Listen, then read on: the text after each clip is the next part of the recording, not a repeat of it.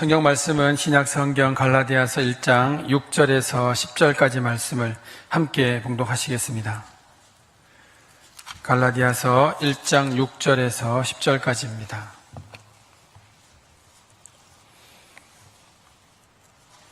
신약 성경 301쪽에 있습니다. 6절에서 10절까지 말씀, 이는 하나님의 말씀입니다. 다 함께 받들어 읽겠습니다. 그리스도의 은혜로 너희를 부르신 이를 이같이 속히 떠나 다른 복음을 따르는 것을 내가 이상하게 여기노라. 다른 복음은 없나니 다만 어떤 사람들이 너희를 교란하여 그리스도의 복음을 변하게 하려 함이라. 그러나 우리나 혹은 하늘로부터 온 천사라도 우리가 너희에게 전한 복음 외에 다른 복음을 전하면 저주를 받을지어다. 우리가 전에 말하였거니와 내가 지금 다시 말하노니 만일 누구든지 너희가 받은 것 외에 다른 복음을 전하면 저주를 받을지어다. 이제 내가 사람들에게 좋게 하랴, 하나님께 좋게 하랴, 사람들에게 기쁨을 구하랴. 내가 지금까지 사람들의 기쁨을 구하였다면 그리스도의 종이 아니니라. 아멘. 우리들은 가끔 고집스럽게 삶을 지켜가는 사람들을 보면 합리적이지 못하고 또 그분들을 고리타분하다라고 이야기를 합니다. 왜냐하면 우리 시대가 지난 한 달 전 담임 목사님께서 우리 시대를 포스트 모더니즘의 시대라고 말씀을 하셨는데, 그 포스트 모더니즘의 시대의 가장 중요한 특징이 다원화이기 때문입니다. 여러 사람들의 여러 주장들을 다 동일하게 진리로 받아들여야 한다는 시대적인 사조가 한 사람의 고집을 고리타분하다라고 여기게 하고 그 사람의 삶의 방식을 하나로만 주장한다고 해서 배격하고 있는 것입니다. 많은 이 다원화를 이루어가는 세대에는 갈등과 분열과 싸움이 아니라 타협과 협력과 양보와 이해를 가져야 한다고 이야기를 하고, 이런 것이 있어야만 공동체 모두에게 이익을 줄 수 있다고, 또 그런 세상이 좋은 세상이라고 합니다. 그렇습니다. 우리가 살아가는 세상은 모든 사람들이 다 저마다 욕심을 이루려고 살아가고 있고, 그 욕심을 이루기 위해서 서로의 것을 빼앗기도 하고 또 칼치하기도 하기 때문에 그 가운데 타협과 협상은 매우 중요한 덕목이기도 합니다.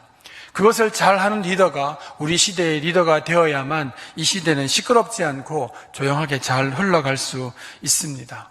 하지만 신앙은 시대에 편승할 수 없는 근본적인 것이 있습니다.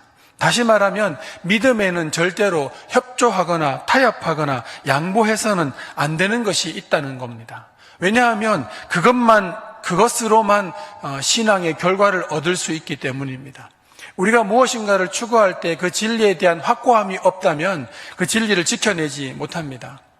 저도 꽤 귀가 얇은 사람이어서 누가 이렇게 이야기하면 그래? 이렇게 얘기하고, 또 다르게 이야기하면 그 반대되는 이야기인데도 불구하고 그래? 하고 실제로 이렇게 왔다 갔다 하는 경향이 좀 있습니다. 아마 이런 마음들이 기준이 없기 때문이라고 볼 수 있을 것 같습니다. 그러한 기준을 지금 강의하고 있는 주일날 사도신경 강의는 정말 소중하고 여러분들이 꼭 중심을 배워야 할 내용이라고 할 수 있습니다. 엊그저께 신방을 갔는데 이분이 교회를 한 번도 다니지 않은 분이셨어요.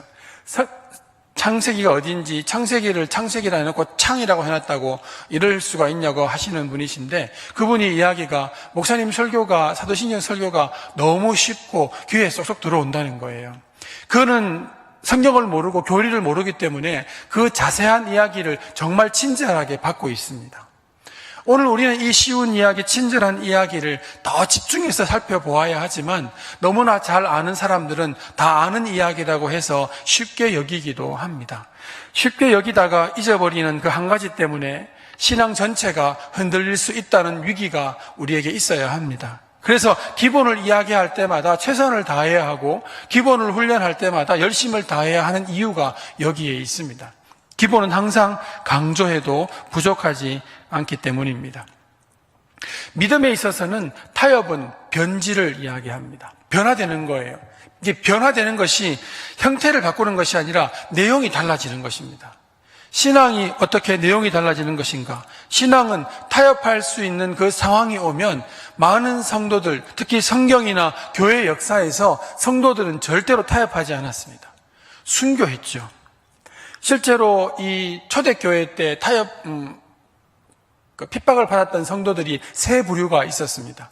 첫 번째 부류는 그 마음 속에 내 마음은 변치 않지만 지금이 위험한 상황이기 때문에 그 사람들에게 나는 그리스도의 제자가 아니오 이렇게 하고 그 어려운 상황을 도망쳐 나오는 한 부류가 있었고, 또 어떤 사람은 실제로 마음을 완전히 바꾸어서 그래 나 안 믿고 만다 하고 예수님을 부인하는 사람도 있었습니다. 하지만 또 다른 부류는 말로도 하나님을 거역하지 않고 주님을 외면하지 않기 위하여서 순교하였던 부류가 있었습니다. 요즘 많은 아이들이 그렇게 얘기를 하죠. 마음은 아닌데 이 위기 상황을 벗어나기 위해서 거짓말을 해야 될 때 애들이 어떻게 하는지 아십니까? 모르시죠? 아이들이 손을 뒤로 하고 손을 이렇게 깍지를 낍니다. 내가 하는 말은 거짓말이다. 그래서 자기 합리화시키는 거예요. 그래서 이걸 정당화하는 애들도 있더라고요. 그래서 지나고 난 다음에 너 왜 거짓말했어? 그러면 손을 이렇게 했다는 거예요. 이렇게 하고 내 마음은 그렇지 않은데 입으로는 거짓말하는 걸 자기가 좀 타협을 하는 거죠. 많은 신앙인들이 이렇게 살아가는 경우가 있습니다.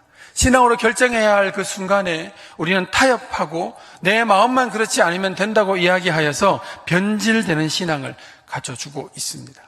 세상의 어떤 법정에서 어떤 경찰관이나 군인이 우리에게 다그칠 때 내가 만약에 한 번이라도 부인하면, 네가 믿지 않겠다고 이야기하면 너를 살려줄 것이다. 세상에 어떤 사람이 우리의 말 한마디를 믿어줄까요? 요즘은 예전이라는 게 말이 좀 그렇지만 10년 전, 15년 전은 운전을 하고 가다가 경찰한테 이렇게 걸리면 제가 목사입니다. 그럼 목사님 급한 일이 있으셨나 봐요. 예, 급한 일이. 그럼 어서 가세요. 그러니까 물어보지도 않았어요. 왜 급한 일이 있는지, 무슨 급한 일이 있는지. 예수 믿는 사람이라면 그냥 믿어주는 시대가 있었습니다. 근데 요즘은 길을 지나가다가 위반해서 경찰을 잡을 때 교회 다닌다고 이야기하면 오히려 욕먹습니다.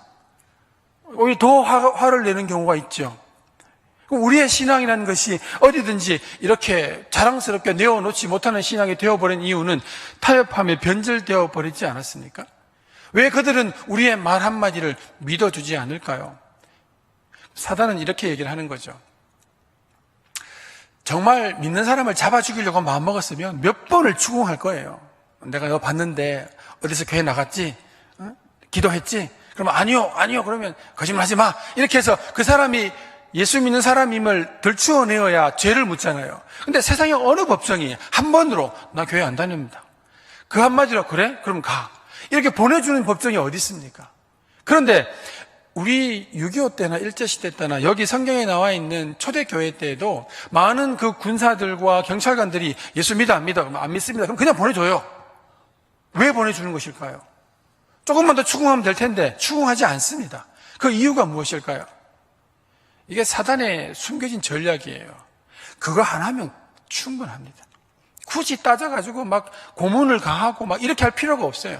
내 마음속에 손을 10개를 꼬았든지 간에 내 입술로 내 마음과 함께 내 현실을 타협하는 순간에 그의 신앙은 변질되어 버립니다. 썩어버립니다. 필요 없는, 소용없는 신앙이 되어버린다는 거예요. 우리의 마음속에는 내 마음은 그렇지 않아. 입은 이렇게 말하지만 내 마음은 주님을 믿고 있어. 이렇게 이야기하지만 현실과 타협한 내 입술은 어떤 순간에도 타협할 수 있는 사람이 되어버리는 겁니다. 그러니 그 신앙이 무슨 소용이 있습니까? 오늘 바울이 갈라디아 교회에 책망하고 있는 내용이 변질된 신앙입니다. 타협해버린 신앙이에요. 그들은 왜 타협했을까요? 그들에게 온 다른 복음은 어떻게 변질되어 들어왔고, 변질된 복음, 바울이 전한 은혜의 복음과 분명히 다른 복음일 텐데 갈라디아 교회는 왜 그 복음을 받아들였을까요? 궁금하지 않으세요? 이상한 건 줄 알면 눈앞에서 거절하면 되죠. 완전히 다르게 들어왔잖아요.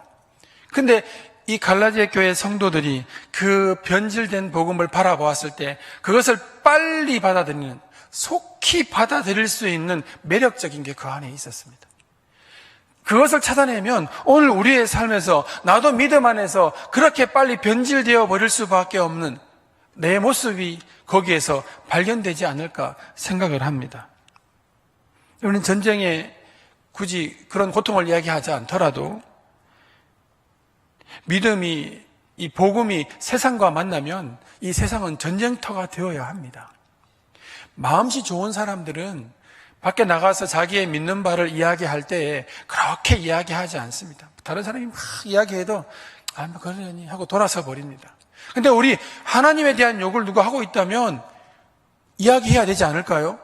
누가 만약 우리가 그들이 모르는 예수님에 대해서 다르게 이야기하고 있다면 이야기해 줘야 하지 않을까요? 거룩한 분노가 생겨야 돼요. 근데 그런 걸 이야기하고 있어도 아이고 넌 그렇게 생각해라 하고 돌아서 버리는 그런 마음들이 있다면 우리의 마음속에도 신앙에 대한 변질이 조금씩 이루어져 왔다고 볼 수 있습니다. 여러분, 우리는 신앙의 변질이 이루어지지 않기 위해서 특별히 죄 짓지 않기 위해 몸부림쳐야 합니다. 그냥 이렇게 한번 대적해보고 죄 짓지 말아야지 이런 마음 정도가 아니라 전쟁을 해야 됩니다. 전쟁을 해야 돼요. 전투를 해야 돼요. 오늘 만약 우리에게 다가오는 죄의 유혹과 그 불순종의 유혹에서 전투하지 않았다면 우리는 타협했습니다. 타협이란 게 거창한 게 아니에요. 정말 간단합니다. 내 삶에서 믿음을 드러내어야 할 때 믿음 드러내놓지 않고 조금이라도 잠시 숨겨놓는 것. 어떤 사람이 계약을 하는데 그 사람이 계약하기 전에 기도하면 당신 교회 다닙니까? 나는 예수쟁이하고 거래 안 합니다. 그렇게 이야기할 때 아니면 그런 사람인지 알고 있을 때 그 앞에서 기도하지 않고 내가 믿음을 보이지 않는 우리의 모습이 있다면 그것은 크게 보이는 타협이지만 작게 보이는 것은 세상 속에서 우리가 그리스도인으로 살지 않는 것이 이미 타협한 것입니다. 다른 사람이 보고 저 사람이 저 사람 정말 예수 믿는 사람이다 이렇게 알아갈 일들이 얼마나 많습니까? 밥 먹을 때 기도하는 것 말고 우리가 그리스도인을 보일 수 있는 게 없을까요? 아마 수없이 있을 겁니다. 그 현장에서 우리는 그리스도인임을 드러내놓지 않습니다. 전투하지 않기 때문에 그냥 지나가는 것이죠. 또한 하나님의 은혜를 잊어버리지 않기 위해서, 기억하기 위해서 우리는 우리 속에 있는 나 스스로, 나와의 타협을 하지 말아야 합니다. 우리 많은 부분 우리의 신앙의 게으름과 또 불순종의 게으름 때문에 나와 타협을 합니다. 주일 빼먹을 때, 하나님께 드려야 할 예물을 드리지 못할 때 우리 얼마나 많이 타협합니까? 가장 많은 타협이 무엇입니까? 우리의 어려운 상황들입니다. 삶의 어려움들이 있으면 그래 난 충분히 어려워. 이번 주에 교회 안 가고 일을 해야 할 이유가 분명히 있어. 이렇게 생각하고 그 타협한 이야기들을 타당하게 여기고 당연하게 여기고 그렇게 다니죠. 우리가 믿음에서 제대로 살지 못하면 하나님께 미안해서라도 부끄러워지는데 타당한 이유가 생기면 부끄러움이 사라집니다. 부끄러움이 사라진 그 타협은 우리를 주님의 말씀으로부터 속히 떠나게 만들어 버립니다. 오늘 6절 말씀을 보면 바울이 급한 마음으로 갈라디아 교회에 타협해서 변질된 믿음을 이야기하기를 쉽게 들어온 다른 복음을 너희가 너무나 빨리 받아들였다라고 화를 내고 있습니다. 왜 갈라디아 교회의 성도들은 그 은혜의 복음을 빨리 버렸을까요? 이것은 두 가지 이야기를 볼 수 있습니다. 첫 번째는 유대인들의 이스라엘 여기 백성들이 이방인들에게 제시했던 복음의 내용입니다. 우리도 예수님 믿는다. 하지만 너희들이 할례를 지키고 율법 한두 개를 지키고 난 다음에 유대인이 되고 난 다음 구원을 받아야 된다는 그 이야기입니다. 이 이야기를 들으면 말도 안 되는 이야기입니까? 그럴싸한 이야기입니까? 그럴싸한 이야기예요.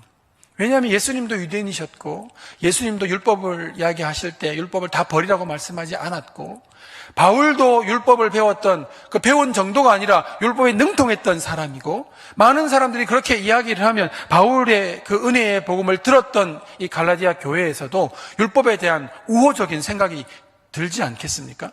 타당한 이야기예요. 우리의 삶에서 우리를 타협게 만들어서 복음을 변질시키는 이야기는 정말 타당한 이야기들이 많습니다. 말도 안 되는 이야기는 듣지 않죠. 신앙에서 말도 안 되는 얘기는 처음부터 거부합니다. 근데 우리를 유혹해 하고 타협하게 만드는 것, 괜찮다라고 이야기하는 그 내용들은 대부분 타당한 이야기입니다. 논리적이고 합리적이고 과학적이고 그래서 쩍쩍쩍 그래서 설득력이 있는 이야기들로 우리를 미혹해 하는 것이죠. 실제로 만약에 저는 이렇게 생각해 봤습니다. 율법에 능통한 바울이 복음과 율법을 잘 접목했다면 아마 그는 위대한 지도자가 되었을 겁니다. 수많은 교회와 교세를 등에 업었을 거고 유대교도 지배하고 기독교도 지배할 수 있는 그런 사람이 될 수도 있었지 않겠습니까? 만약 누군가가 와서 바울에게 그렇게 이야기했다면 바울이 그렇게 생각했다면 아마 그렇게 되었을 겁니다. 그러나 다행히 바울은 이야기합니다. 10절 말씀에 내가 사람 마음을 좋게 했다면 나는 그리스도의 종이 아니다.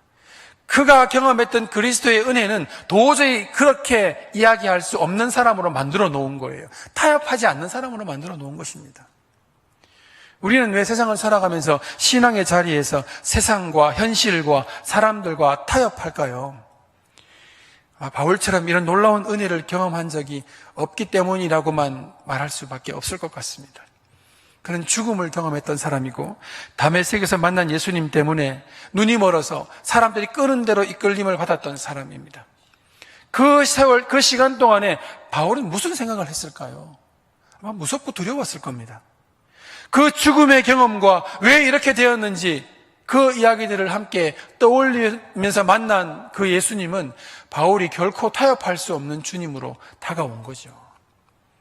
우리는 오늘 주님과 타협하고 살아도 당장 번개가 치거나 당장 죽지 않습니다. 이것이 정말 맹점이에요. 믿음으로 살지 않았을 때 마른 하늘에게 벼락이 떨어지면 우리 다 믿음으로 살 수밖에 없습니다. 그게 겁이 나서라도. 그런데 정말 큰 죄를 범하고도 우리는 당장 심판받지 않습니다. 그러니 우리는 타협합니다. 오늘 내가 이렇게 살지 못하더라도 내일 그럴 수 있다. 오늘 내가 여기서 잘 해가지고 이만큼 벌어놓으면 하나님을 더 잘 섬길 수 있다. 그리고 나는 나와 타협을 하죠. 나중에는 하나님과 타협하려고 합니다. 하나님 이렇게 하면 이렇게 주시고 이렇게 희생하면 이렇게 채워주시고 이렇게 형통케 하시고 그런 신앙생활을 합니다. 그러다가 안 채워주시면 섭섭해지는 거죠. 나는 이만큼 하는데 왜 하나님은 안 채워주십니까? 우리는 하나님과 자꾸 타협을 하려고 합니다. 예배도 그렇고 기도도 그렇고 가장 주님께 영적인 그 기도의 내용도 타협하는 기도가 굉장히 많습니다. 협상하는 거죠. 하나님 내가 이렇게 할 테니까 하나님 이렇게 해달라고. 이런 타협들은 우리의 신앙을 변질시켜 버립니다. 바울은 우리에게 은혜의 복음을 이야기합니다. 주님께서 왜 이 땅에 오셨는가? 여러분, 주님께서 왜 이 땅에 오셨습니까? 지난주에 목사님께서 뭐라고 말씀하셨습니까? 하나님의 사랑을 보여주기 위해서 예수님께서 이 땅에 오셨다라고 합니다.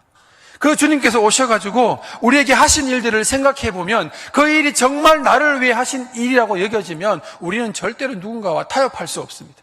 어떤 상황에서라도 그 주님을 타협의 조건으로 내어놓을 수는 없다는 겁니다.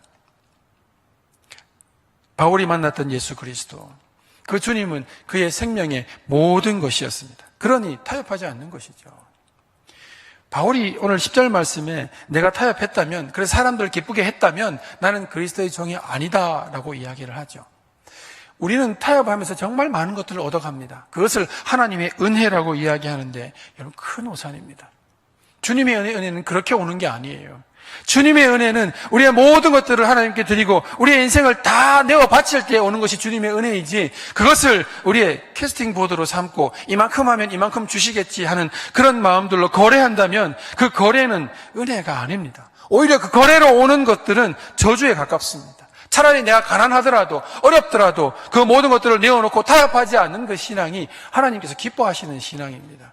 우리는 우리의 기쁨을 얻으려고 사는 것이 아니라 주님의 기쁨을 얻으려고 살지 않습니까?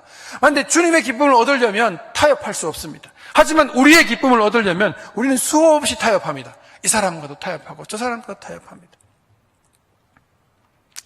최근에 어떤 교회에서, 재작년인가 어떤 교회에서 성탄절날 스님이 강단에서 설교했습니다. 여러분 아십니까? 나는 그 내용을 듣고 정말 기가 찼습니다. 물론 종교적인 대화는 할 수 있습니다. 많은 사람들 돕기 위해서, 구원에 대한 이야기를 하기 위해서 종교적인 대화는 할 수 있습니다. 하지만 강단이 어떤 곳입니까? 강단은 하나님만 찬송해야 하는 곳입니다. 예배는 주님만 들려지는 곳이지 인간들이 그런 휴머니티를 벌여주는 곳이 아닙니다. 근데 그 자리에 스님이 올라가가지고 너나 우리나 다 똑같은 진리를 말한다. 성도들이 다 뭐라 했을까요? 아멘 했대요. 아멘 했대요. 기가 차 그러시죠. 그리고 그 이에 들리는 이야기는 그 초파일 날 그 목사님이 그 절에 가서 설교했다는 거예요. 어떻게 돼갑니까? 우리의 타협이 어디까지 이루어지고 있습니까?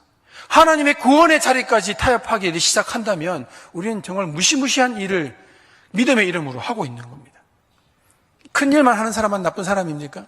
우리는 오늘 우리의 삶에서 그렇게 말씀드리는 그 사람보다 더 잔인하고 구체적으로 우리는 우리의 현실과 타협합니다. 믿음의 현실에서 결정을 내려야 할 그 순간에 우리는 유보합니다. 결정을 유보하는, 더 고민해 봅시다. 더 생각해 봅시다. 하나님 말씀이 전해지는 이 강단은 무서운 자리입니다. 여러분, 예배를 어떻게 나오십니까? 예배에 전해지고 들려지는 기도와 찬송과 하나님 말씀은 여러분들의 말씀을 이 말씀으로 살아야 합니다라는 선포입니다. 근데 그 선포를 들을 때 그 선포를 들어보고 할만하면 그대로 살고 아니면 유보할 수 있는 자리가 아닙니다. 여기서 여러분들이 아멘 하고 난 다음에 그 말씀으로 살면 우리의 이 믿음이 주님께 드려진 진정한 복음이 될 것이고, 그 말씀에 눈을 가려버리면 우리는 그 말씀을 거부하는 심판이 이 자리에서 이루어지는 것이에요. 예배는 심판이 이루어지는 곳입니다. 말씀을 받아들이지 않고 거부해버리는 그 순간에 우리의 모든 삶과 신앙이 여러분 하나님 앞에 다 드려지는 거예요. 이따가요, 그런 거 없습니다. 지금 하지 않으면 우리는 거부한 사람들이 되고 맙니다. 이방인들이 그렇게 빨리 받아들였던 또 하나의 이유는 그들이 가지고 있었던 그 생각의 한계입니다. 이렇게 생각하는 거죠. 은혜와 율법을 고민해보면 어떤 것들이 우리의 마음을 기쁘게 할까요? 사람의 마음을 기쁘게 하는 것이 율법입니다. 율법. 왜 율법이 사람의 마음을 기쁘게 하는 것일까요? 그렇죠. 내가 뭔가를 했다는 거예요. 했다. 하나님께 내가 뭘 좀 했다 보이고 싶지 않으십니까? 눈에 보이는 걸 꽉 잡고 싶지 않으십니까? 은혜라는 것이 너무나 은혜에 충만한 사람에게 너무나 확신하지만, 은혜라는 것은 은혜를 모르는 사람, 그리스도에 대한 경험이 없는 사람에게는 은혜라는 것은 너무나 불확실한 겁니다. 그 불확실한 은혜를 확실한 율법을 행함으로 잡고자 하는 거예요. 선을 행하고 율법이 말하는 것을 행함으로 나는 구원을 받았다라고 느끼고 싶은 거예요. 그러니 이 똑똑한 철학적인 이 이방인들이 가만히 들어보니까, 그래, 율법을 행하면 우리의 손으로 잡을 수 있다, 구원을 손으로 잡을 수 있겠다는 생각을 한 거예요. 가톨릭의 구원론이 그거 아닙니까? 선을 행하면 구원받는다. 교회가 그의 구원받을 수 있는 점수를 관리하고 그 점수가 남으면 안 믿고 돌아가신 아버지한테 줄 수도 있어요. 제가 우습게 얘기하지만 실제로 그 교리가 가능합니다. 지금도 가톨릭에서는 면죄부를 만들 수가 있어요. 그 교리 따라가지고. 우리가 구원의 확신을 잡고자 하는 것은 오늘 우리의 이야기만 아니라 성경에서 끊임없이 가르쳐 줍니다. 예수님이 따라갔던 그 제자들이 예수님께 원한 게 무엇입니까? 기적과 이사와 증거를 보여달라고 늘 얘기하지 않습니까? 그것만 있으면 이 불확실한 은혜의 세대에 확실한 율법을 붙들면 구원에 대한 확증을 가지게 되면 오늘 내가 어렵지 않게 살아갈 수 있겠다는 그런 욕심 아닙니까? 이게 어떤 이야기입니까? 하나님께 매여있고 싶지 않다는 이야기입니다. 은혜라는 것은 매일매일 하나님께 나아가야 되지 않습니까? 오늘 내가 은혜 충만하면 내일 안 나가도 됩니까? 아니죠. 금식기도 첫날 은혜 충만히 받으면 난 충분히 받았어, 둘째 날, 셋째 날 안 가도 돼, 그럽니까? 은혜는 매일매일 우리에게 주어지는 거 아닙니까? 그래서 우리 기도할 때 양식도 일용할 양식이라고 말하지 않습니까? 일용할 양식이 그 어떤 의미예요? 하나님께 매여 있다는 거예요. 매여 있다는. 오늘 주님께 매여 있지 않으면 내일 못 먹으니까 오늘 매여 있어야 돼요. 이것이 인간의 입장에서 볼 때에는, 인간을 기쁘게 하는 것에 볼 때에는 정말 기분 나쁜 거예요. 매번 매여 있으니까. 우리 매이는 거 싫어하잖아요. 특별히 먹는 걸로 매여 있으면, 인생으로 매여 있으면 사람들은 자유를 외치고 해방을 외치지 않습니까? 인간의 역사가 그래 왔습니다. 그리고 오늘 우리들도 온전한 은혜 가운데 들어가지 못하고 주 예수 그리스도의 은혜에 푹 젖어 있지 못하는 사람들은 그 은혜가 불확실한 거예요. 그래서 그 은혜보다 더 확실한 율법을 원합니다. 내가 무엇을 해야 합니까? 이것을 행하면 될까요? 저것을 행하면 될까요? 이렇게 살면 될까요? 우리의 구원은 이렇게 살아서 구원받는 게 아니라 구원받았기 때문에 이렇게 사는 거 아닙니까? 이 차이를 모르면, 이게 믿음 안에서 구원의 이 차이를 모르면 신앙생활의 내용이 달라지는 거예요. 우리 구원받았기 때문에 더 주님께 가까이 나아가고 기도하고 예배하고 찬송하는 것이지, 기도 잘하고 예배 잘 드리고 찬양 잘하면 구원받는 거 아니잖아요. 이미 다 받고 있는데. 그러니 우리는 세상과 타협하려고 하는 거예요. 오늘 여기 있는 이 갈라디아 교인들이 은혜의 복음, 구원의 복음을 받았음에도 불구하고 그 복음 안에 푹 젖어 있지 못하니까 그들이 쉽게 다른 복음, 그 율법을 받아들이게 되는 그런 모습이 오고 있지 않습니까? 율법은 무엇이고 복음은 무엇입니까? 왜 사람들이 이렇게 율법에 빠질까요? 율법이라는 것이 하나님께 주셨기 때문에 그건 도저히 지켜야 돼, 이런 마음도 있지만 그 율법을 인간들이 이렇게 만들어 놓았습니다. 자기의 확신, 확증, 자기의 노력, 사람들을 기쁘게 하는 일, 하나님께 의존하지 않고 스스로 설 수 있는, 홀로 서기 할 수 있는 방법, 이렇게만 가고 있는 거예요. 하지만 은혜 안에 제대로 들어가면 율법도 우리를 얼마나 제대로 된 길을 가게 하는지, 주님 말씀하시기를 1.1획도 사라지지 않는다는 그 의미가 은혜 안에 거할 때만 가능한 것입니다. 오늘 우리들은 이 자리에 나와서 예배도 드리고 많은 신앙의 삶을 살고 있습니다. 하지만 자신도 모르게 세상과 타협하고 나 스스로와 타협하고 그렇게 자꾸 반복되어 오다 보면 하나님과도 딜하려고 하는, 타협하려고 하는 우리의 불순종이 그걸 신앙의 이름으로 자행하고 있습니다. 많은 유대인들이 예수님을 십자가에 달 때 그들의 욕심으로, 그들의 죄로 한 사람을 죽인다 이렇게 말하지 않았습니다. 그들은 그들의 신앙의 고백으로 그리스도를 십자가에 못 박았습니다. 오늘 우리들도 우리의 신앙의 고백으로 타협하고 주님의 마음을 아프게 할 수 있다는 거 기억해야 합니다. 여러분, 신앙은 잘 타협해야지가 아닙니다. 타협하면 안 됩니다. 그 길이 죽음의 길이라도 그 길을 가야 합니다. 그 타협하지 않는 그 자리가 주님께서 원하시는 자리입니다. 이렇게 마음을 먹고 내일 하루를 지나가다 보면요, 내가 얼마나 많이 타협하고 살아왔는지를 알게 됩니다. 이걸 만약 여기 서가지고 믿음을 얘기해버리면 당장 어떤 어려움이 다가오고 피해가 다가오고 욕먹을 수도 있고 나를 비박할 수도 있는데 하는 생각들이 드는 자리가 수없이 많이 있습니다. 이렇게 이야기하면 수많은 사람들 가운데서 내가 부끄러움 당하지 않을까, 그런 느낌이 들 그런 장소도 한두 군데가 아닙니다. 그걸 발견해내면 어떤 마음이 듭니까? 난 지금까지 내가 주님을 너무나 많이 타협하고 살아왔구나. 그러면서 내 신앙 괜찮다고 여기고 이 정도 되면 괜찮다고 여기고 이만한 사람들이 어딨어 여겼던 우리의 모습을 회개할 수 있을 거라고 봅니다. 타협은 세상 살아가는 처세술입니다. 믿음은 타협이 없습니다. 믿음은 하든지 하지 않든지 둘 중에 하나입니다. 내일 새벽에 또 다른 말씀으로 우리에게 주실 텐데 그 말씀을 들으실 때 여러분, 그 말씀이 여호와의 말씀이 들려지는 심판과 결단의 현장으로 다시 나오시기를 축복하고, 앞으로 우리의 믿음 가운데에서 현실과 타협하지 않는 정말 하나님께서 원하시는 그런 성도로 설 수 있기를 축복합니다. 기도하겠습니다. 자비로우신 아버지 하나님, 은혜를 감사합니다.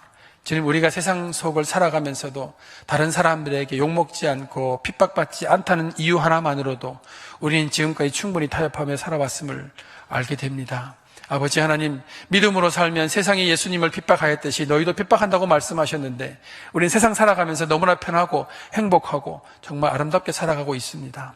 이제 마음을 돌이켜서 오늘 바울의 이야기처럼 일찍 복음에 떠난 그 갈라디아 교회를 향한 그 이야기가 저희들의 모습이 되고 돌아봄이 되게 하여 주시옵소서. 예수님의 이름으로 감사하며 기도합니다. 아멘.